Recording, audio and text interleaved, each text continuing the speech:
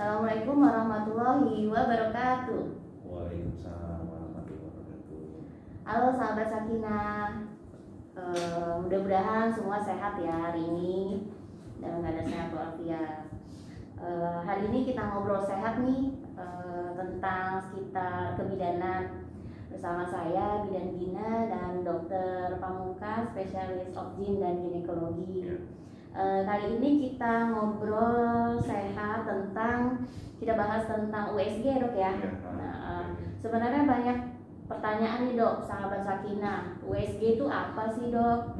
Terus kan banyak nih jenisnya dok, 2 dimensi, 3 dimensi, 4 dimensi. Apa sih dok bedanya sebenarnya? Nanti kita dengarkan penjelasan Dokter Pamungkas ya.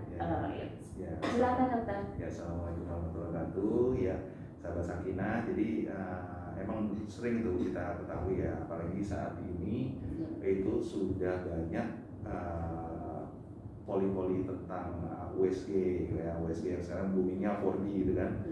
Nah, sebenarnya apa sih beda-bedanya antara 3D, 2D dan 4D gitu? Sebenarnya gini, itu teknologi untuk surface jadi ya. Jadi sebenarnya kepentingannya itu USG itu yang paling penting sebenarnya USG 2D. 2D itu dalam 2 dimensi. Jadi melihat kondisi keseluruhan kesehatannya untuk melihat kondisi perkembangan si janin, air ketuban, malah yang paling penting sebenarnya 2D ya. 2D dan sekarang ada teknologinya 4D itu untuk melihat bentuk fisik. Jadi bentuk fisik dari si yang kita periksa itu si janinnya mukanya ya, jadi mukanya seperti gimana, kayak mirip bapaknya atau ibunya ya, kondisinya.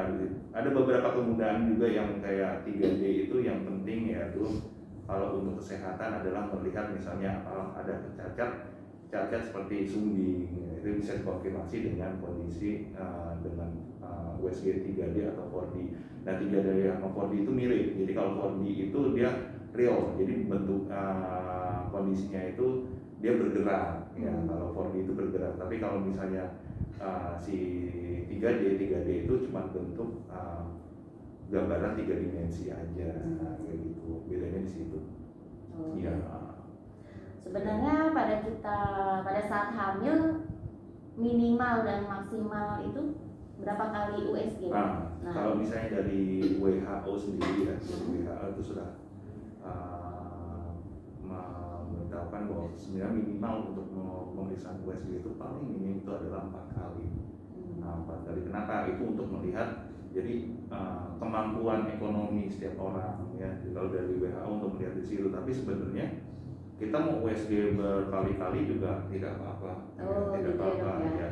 Kan banyak yang bilang tuh ya. Jadi kalau misalnya USG, jangan terlalu sering USG, itu nanti bahaya buat janinnya. Itu salah itu. Iya, itu salah itu.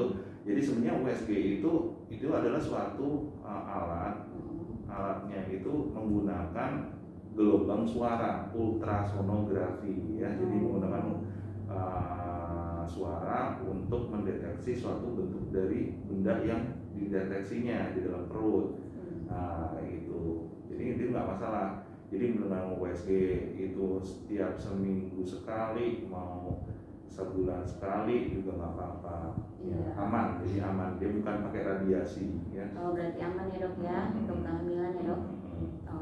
Kayak gitu.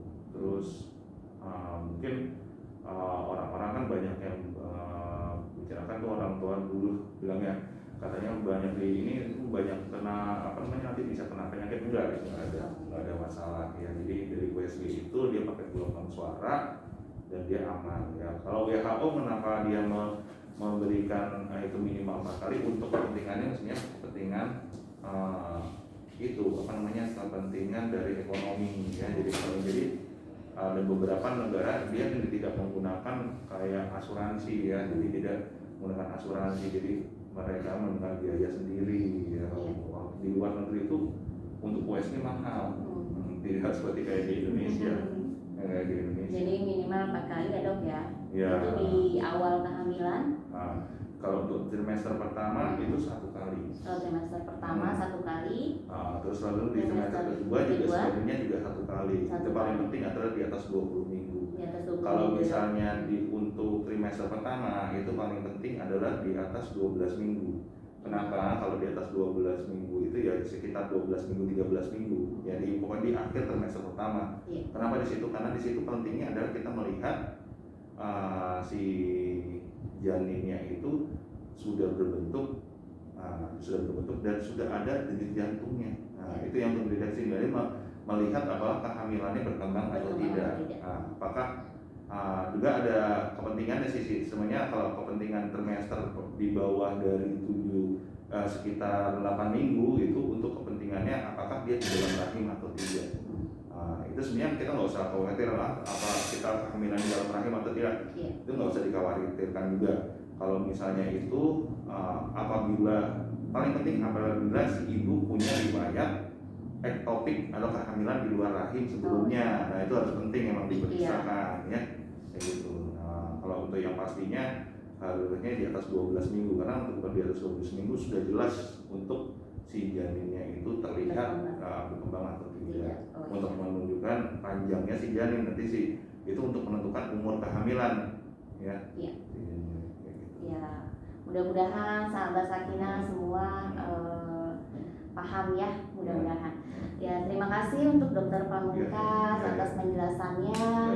Semoga bermanfaat sekali ya Dok ya buat kita. Ya, sampai jumpa di lain kesempatan untuk kita ngobrol-ngobrol sehat lagi ya Dok ya. Iya, terima kasih. Ya, assalamualaikum. Salam sehat.